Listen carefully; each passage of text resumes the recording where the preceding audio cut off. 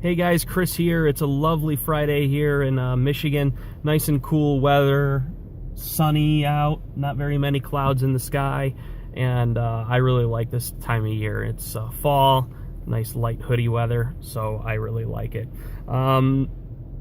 Anyway, so I wanted to talk to you guys this Friday about some things that are on my mind. It's something I think I might try to do every Friday. Just come to you guys with some things that are on my mind, open up a discussion. So I wanted to talk a little bit about the concept of friends and what it means and how the term has lost a lot of meaning in enriching your life. So, as everybody knows, we're in a crazy political cycle right now. The election is in November, and as it draws ever closer, political tempers flare. This happens particularly on social media like Facebook, which has completely changed the social dynamic and structure.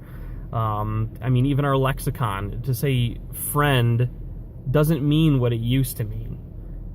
It could mean somebody in passing on Facebook.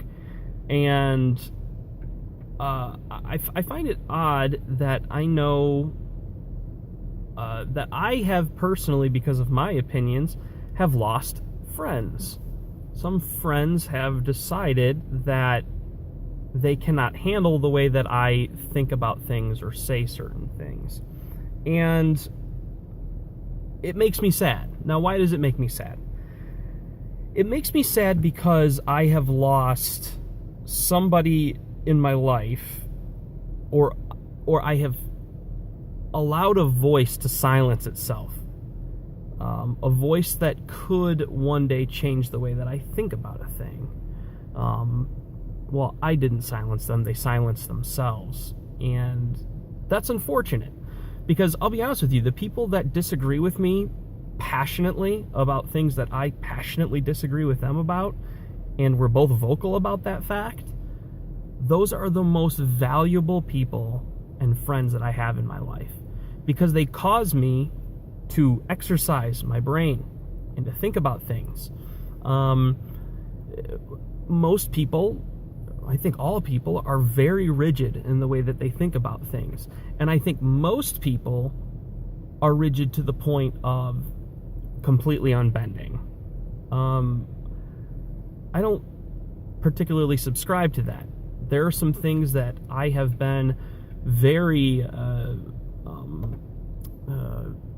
convinced of in my life, and have had finally someone present a better argument, and that has caused me to change. For example, I'm a pretty conservative guy, so you would assume that I am pro-death penalty. Well, I was, until maybe about a year ago, where someone presented a better argument. And that emotional response, when I hear of a brutal murder or something like that happened, that emotional response was, well, just put a bullet in the back of the guy's head, right? But there's that little tiny voice that comes from a point that was made by someone else that says, that's hypocritical. You feel this way about other things, but you don't feel this way about this one. Why is that?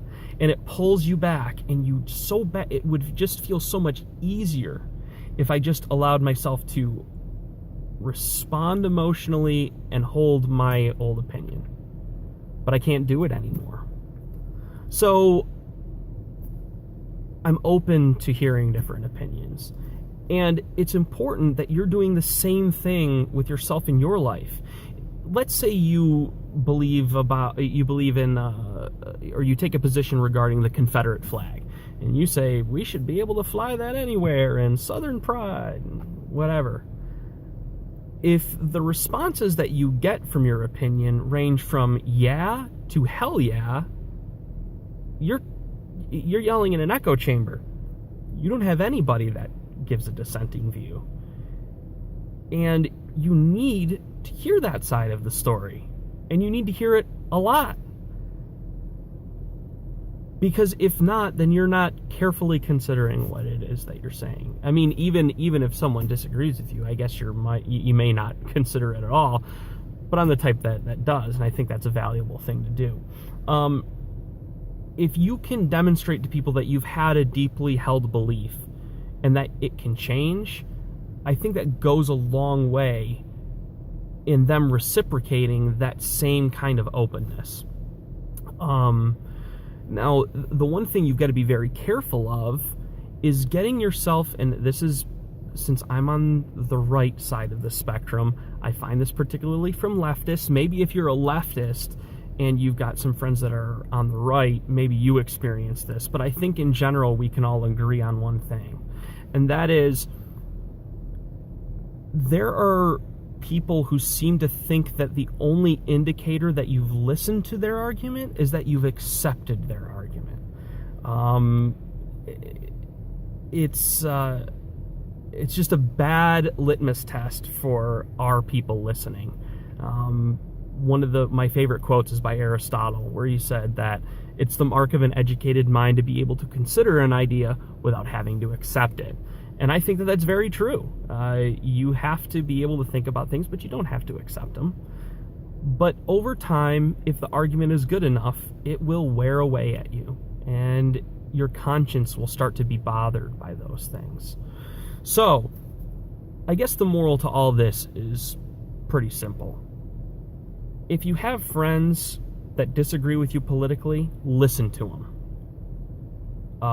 You don't have to accept what it is that they say, but listen to them. If you've got a friend who thinks a particular way about something and you feel differently, you cannot be afraid to tell that person why you believe differently. Because at the end of the day, if you have friends that just leave you where you are and they don't raise you up to a new state of consciousness or a new understanding of the world, then you're just standing still. You're not moving forward and you're not growing. Friends don't accept you for who you are. I understand that that's a thought process that people have, that, I just want somebody who loves me for who I am. No, you don't.